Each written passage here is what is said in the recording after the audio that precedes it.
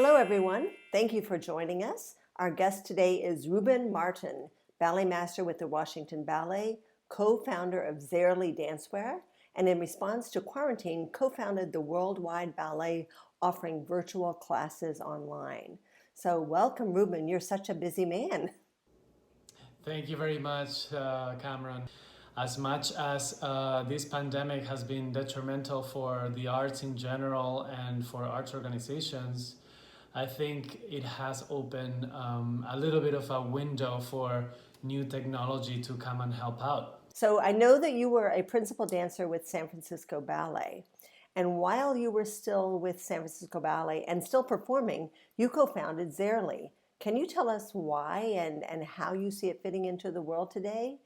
I think when you are a creator and you are an artist, there is a big hunger to be able to provide for new things to help the dance community. My brother from another mother, as I call him, good friend Diego Cruz, and two other friends that also helped us with Zarely, started this company with the motivation of providing the dance community with clothing that could be functional, something that could be functional in order to prevent as well as rehab from injuries is one of our main goals. It's interesting that four guys decided to found this company, which started mostly for women with pink tights. And then we moved on to activewear, which I think was our ultimate goal for both women and men. It's just that we're taking a very hard hit now throughout the pandemic, as many other businesses. So, well, another thing that you co-founded was the Worldwide Ballet Class, and that kind of was in response to this pandemic that's happening presently. Do you feel that virtual classes instruction is a temporary fix, or do you think it's going to be a step towards the future of dance training? That's a very interesting question that I think is revealing itself as we go through this pandemic period, right? I had dreams of creating a platform that could provide online training that could be offered to a dance community that might not have direct access to high quality sources. In my senior project for my bachelor degree, I focused it on a imaginary company that could provide this kind of online training through a website platform. Again, my good friend Diego Cruz and I had this dream of still provide high quality instruction through an online platform like it is Zoom. We went through obviously different stages. Incorporating live music was a big point for us because it definitely changes the experience. So going back to the question of do I see this moving or continuing forward after the pandemic, I feel like it's going to be a very nice and interesting complement to the old way of teaching dance. I feel like this has shown that online teaching or instructing works.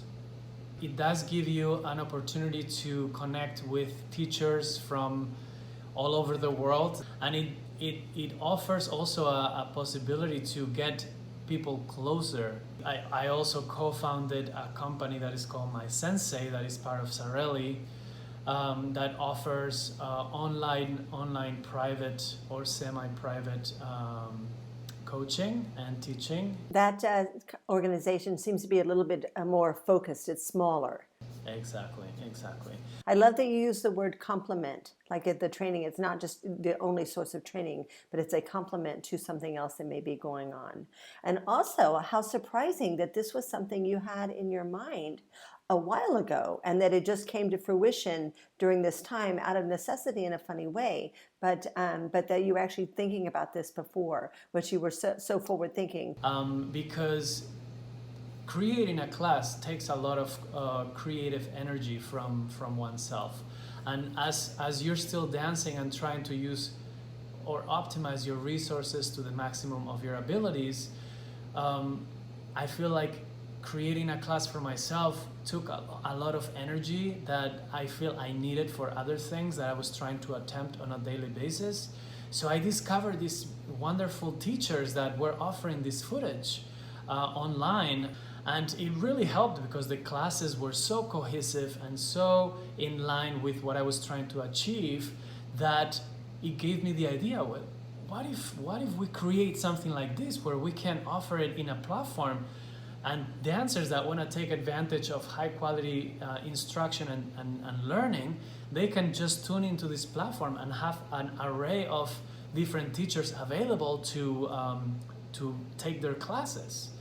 And they can find what works for them. Exactly.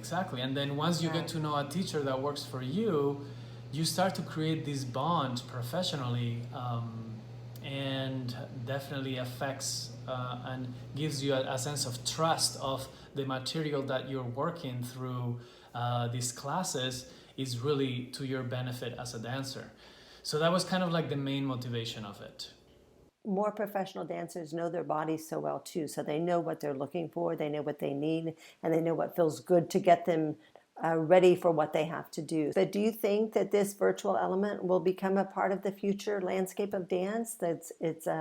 Even performances like digital seasons, obviously the class work, I think that's something that you feel very strongly will be a part of the future because it just offers so many opportunities. But what about performances?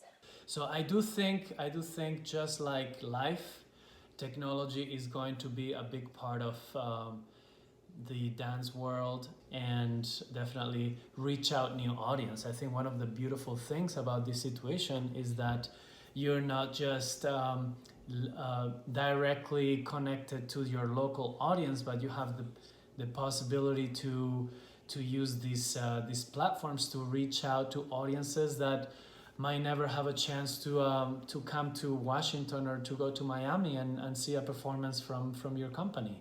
Yeah, that to me is one of the biggest things, is that you can really reach anywhere in the world with what you put online.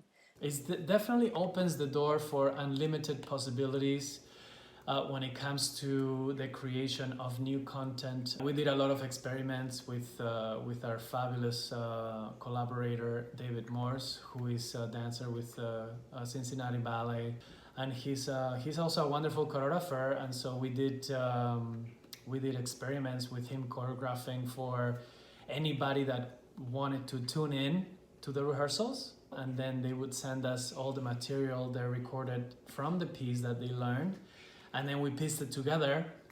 We created a really lovely movie that just to test how it would be to create maybe a piece like purely online. In Worldwide Ballet Class, we would love to, and we're starting to look for partnerships of schools of underdeveloped countries that might now have the possibility to access our platform through a Wi-Fi connection. It's so great to see just dancers that are so used to being in a studio and rehearsing and performing go into different roles, to go into filming and go into music and go into creativity and just going into many different places.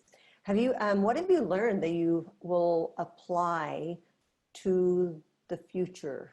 The most important lesson that I learned is that when you're faced with adversity, there is always another side to it that offers opportunity.